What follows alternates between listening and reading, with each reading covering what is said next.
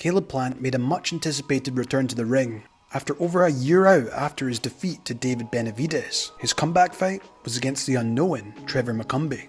Going into this fight, McCombie was an undefeated pro with a 28-0 record and 21 knockouts, and was also a 7-time national amateur champion. However, he had never really had a big opportunity till now. Despite all this, Plant was the heavy favourite, with many expecting it to be a walk in the park. McCombie not only proved most wrong, but caused some serious problems for Caleb. But let's take a look at how the fight panned out. As typical, round 1 was a feeler round, with both men gauging their range and distance with the lead hand, while using feints in the process. However, Plant looked the more comfortable of the two. Nevertheless, McCombie tried out his sneaky technique that worked, a feint jab to the body with a feint right hand, while he committed with the left hand. However, did not throw with full power this time. Plant is also someone that uses the L-guard shell stance with shoulder rolls, and his typical move from this defensive position is to roll the right hand and bend to his right. However, McCombie anticipated that this would be Plant's go-to move and would catch him off guard, making him indecisive, but more on this very soon. Caleb though ended the first round strong, landing a beautiful shovel hook towards the end of the round, no doubt helped disguised by the high guard look and the conditioning that he was going to throw the jab from this position. This is of course a move Canelo uses all the time, as we saw in the main event.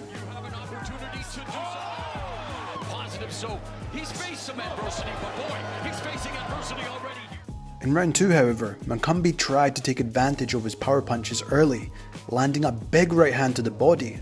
Unfortunately for Plant, it looked like he did slip after taking this punch, taking some further shots, which clearly unsettled him slightly. There's that right hand. Now that was a right hand to the body that knocked, but that goes to show you how powerful McCombie is. he knocked him off balance with that, yeah.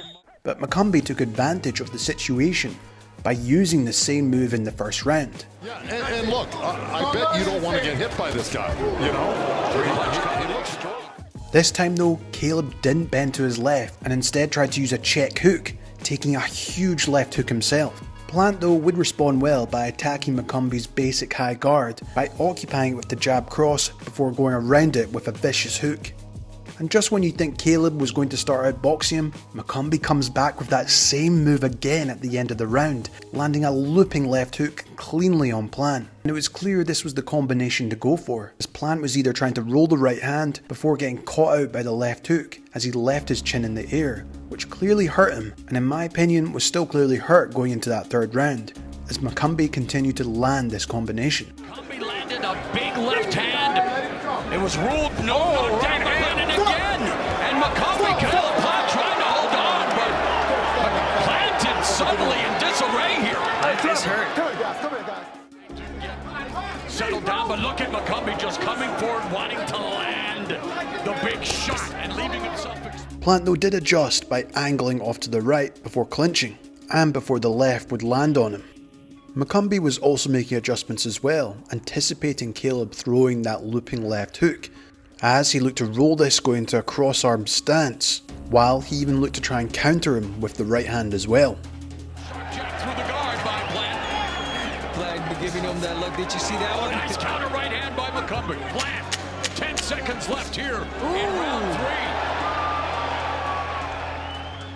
With Plant's attacks being too predictable, something had to change, and further adjustments were required from Plant's corner. The next time he shows the shoulder roll, don't go for the hook. Just stab him in his arm. All right? Don't go for the hook because he's sitting on your leaping left hook. Don't go to the hook. Take it off his mind for a little bit. Stab him in his left arm. The next time he show you the shoulder roll, do not go for the hook. Show your discipline. Stay off the ropes and everything is good, all right? All he's doing is trying to get ahead of steam and bull rush you. So don't let him get ahead of steam. Stay lively and keep fighting him off that step. Higher accuracy, a much higher accuracy. A highlight reel KO. Yeah, body shot hook. And Plant showcasing some of those sweet hands. Close quarters and Plant don't have a lot measuring of up, room. looking, goes down, level change the jab, continues to tap the body. And you have to give credit to McCombie adjusting once again to Caleb's adjustments.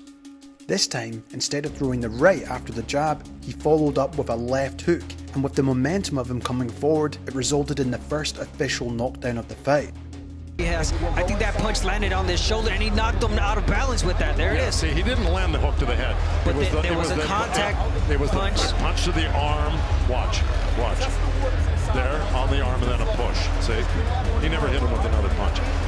That was not a knockdown.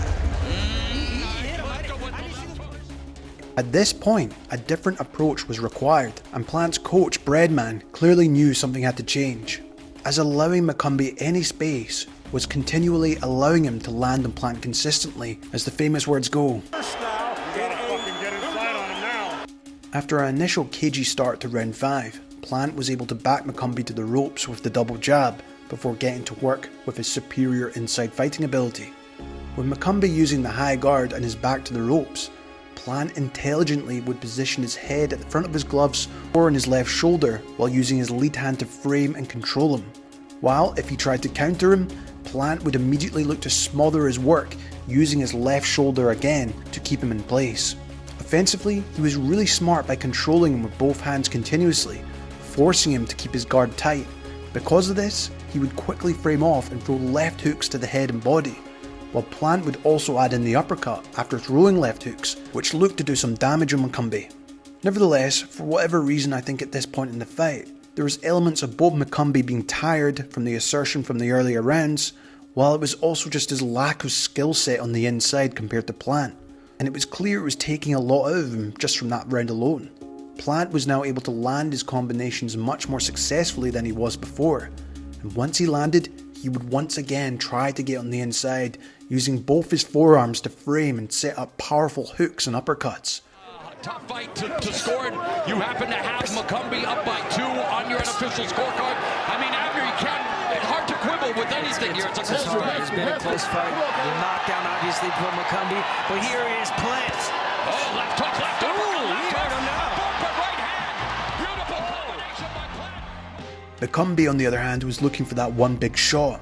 He would once again try his typical jab cross to the body, but Caleb was now using a much tighter guard, which meant he could counter him with hooks after he was throwing. And personally, the rest of the fight was more or less Caleb taking advantage of those one-dimensional approaches and tiredness of McCumbee, setting up some beautifully timed punches in between his, before once again getting on the inside and dominating him.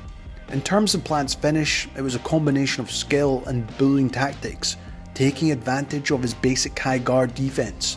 After backing him into the corner, Plant used a sticky jab to cover his vision before firing a hard right to the body. Meanwhile, McCumbee was just trying to catch him with single hooks, and Plant changed it up by throwing a left hook, left uppercut, splitting through the guard up the middle before using a sneaky peel of the guard with his left hand so he could land his right hook, while he was defensively responsible after by rolling the shot before really letting his hands go, giving the referee no choice but to step in. After a cautious start from Plant, I thought he did very well to bounce back by taking advantage of McCumbee's inability to fight on the inside, alongside his lack of conditioning into the later rounds, while maybe even his experience at this level. However, I think this was a great example of having to adapt and change the game plan during the fight. Sometimes you won't be able to fight the way you want. You have to be able to fight in multiple ways and scenarios, and Plant did just that. As Bruce Lee said, be like water. Hope you enjoyed this film study. Let me know in the comments below your thoughts. This has been Jamie from Boxing Life. Thank you so much for your support, and as always guys, I'll see you in the next one.